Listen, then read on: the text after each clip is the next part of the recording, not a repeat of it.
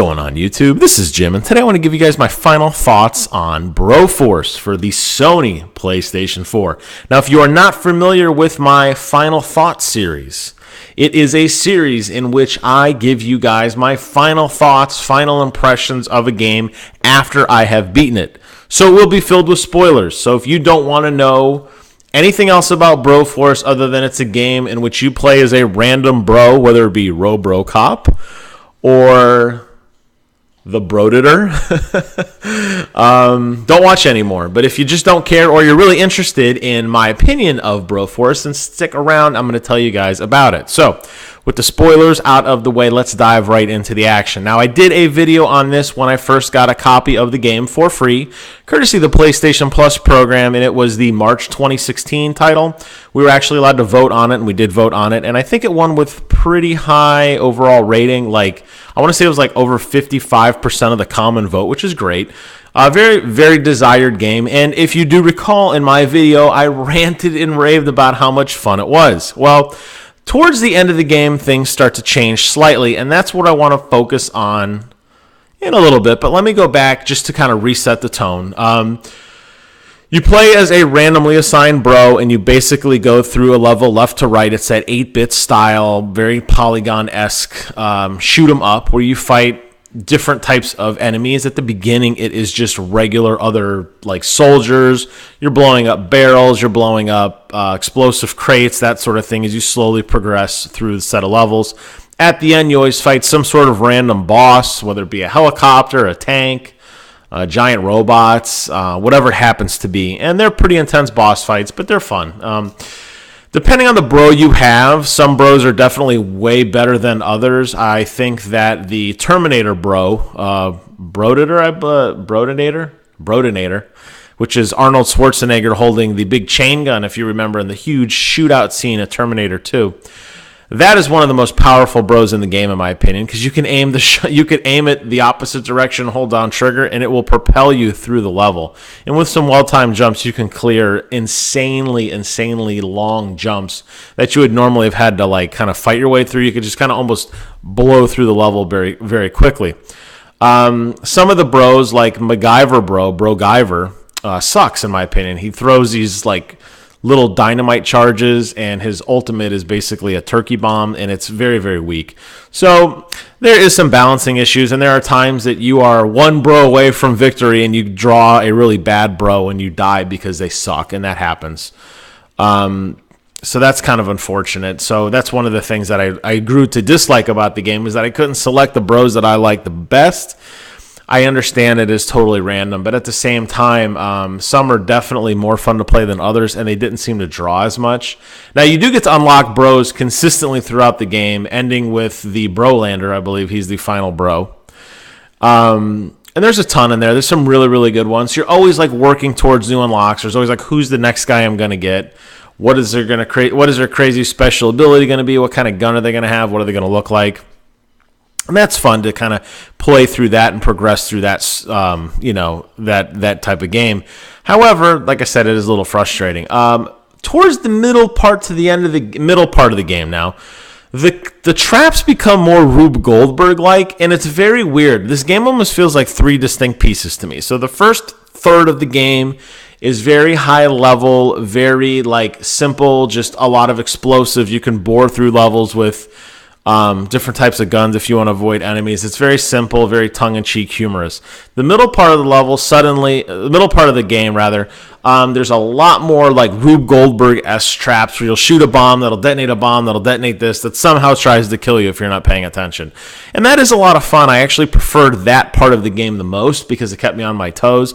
And it was also a really fun way to try to kill enemies. You know, if you kind of scoped out the situation briefly and you had a bro with a decent shooting gun where you can kind of aim in the direction you wanted to, you could take out large waves of enemies because, of course, they're always stacked around all these explosive barrels. And with a special, shooting them in a special order or special direction, you could pretty much annihilate entire mountains of enemies. And that was a lot of fun. I really did enjoy that. That was the only time I really played co-op, which I'll briefly touch on now. It's very unoptimized, and you will find there are so many issues with the co-op in terms of latency, to the point that I was playing with my friend Sydney, where you can actually get disconnected from the game. It lags to the point that you'll try to rescue a bro and the game will just lag out. Your shots will just mysteriously vanish. I'm talking frame rates sub 10 frames per second, which is completely unacceptable. And for a game that is this simple, that really shouldn't be that way. Now, supposedly version 1.2 on the Sony PlayStation, that patch, supposedly fixed some of the issues, but we had such a negative experience with it, we did not go back to enjoy it. So that's the second half of the game. Then you start encountering aliens. The third half of the game, second half, third half. How about thirds? Second third of the game, fun, great, I loved it. Final third of the game, that's when things really start to go to shit. Literally, figuratively, whatever you want to say. Aliens start to invade. Aliens will take over enemies' bodies, and then you have these super aliens. And again, the game does this really odd thing where it's a totally different game now. And now there are tons of mini bosses that you fight. Almost every boss, or almost every area has a named warrior you have to fight, which, unlike the previous 2/3 of the game, where you only have these named bosses at the very, very end, you're constantly fighting them, and it's cool. I mean, it breaks up the flow of the game slightly, but that's okay. But it's very, very different than everything else, because suddenly these are like mini bosses you have to fight, and there's a ton of them. The enemies are significantly tougher. They take a lot more damage. They climb on walls. They climb upside down. They will bore through the level as well to engage you.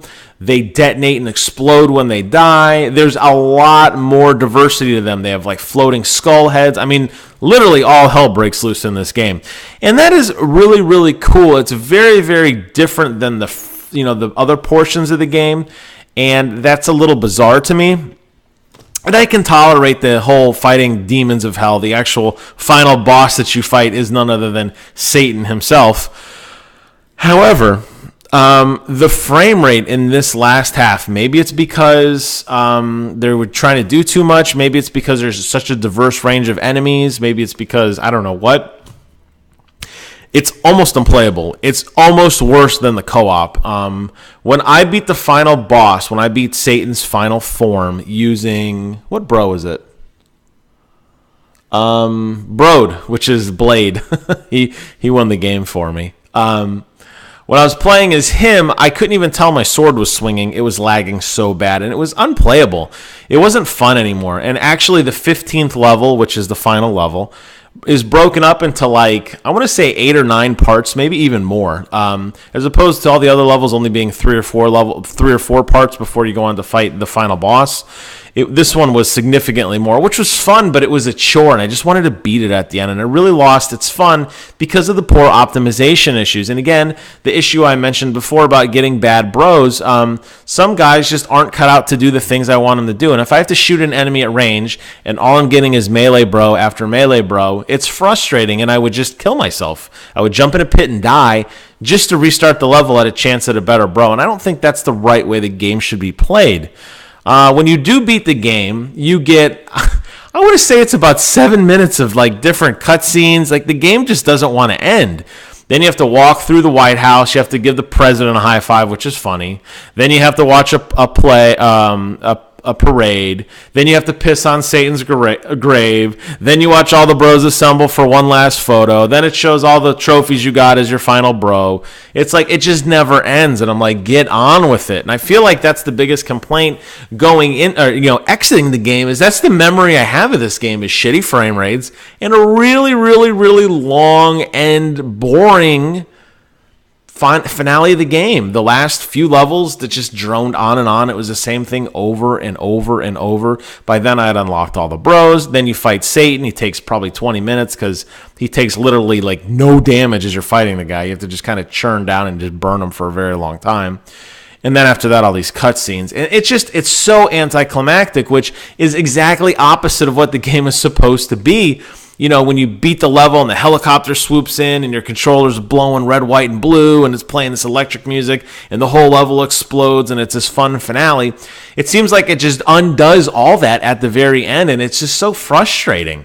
And it like pained me because I'm like, oh, this game could have been so much better at the end, but there's just too many things that just plagued it. So my initial impression was very, very high. I was very up on this game, but towards the end, due to the bad bros, due to the not being able to select your bros, poor online optimization, poor single player optimization, and then the finale, I think the game just loses it. So if you want my advice, I recommend you play up to like level 6 or 7. That's when you'll first start to encounter the first alien, and then stop, because you've enjoyed the best part of the game now. You've gotten to see the fun, really goofy part of it, and then you've gotten to see the more complex enemies that with a more complex level design, without all the negative lagging, without all the frustrating boss mechanics that you're going to experience in the final third of the game.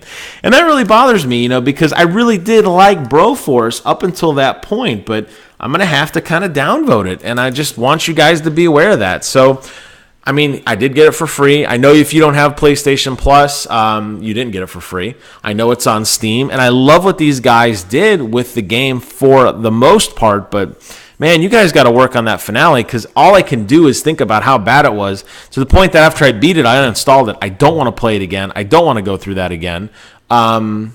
So, sorry, bro.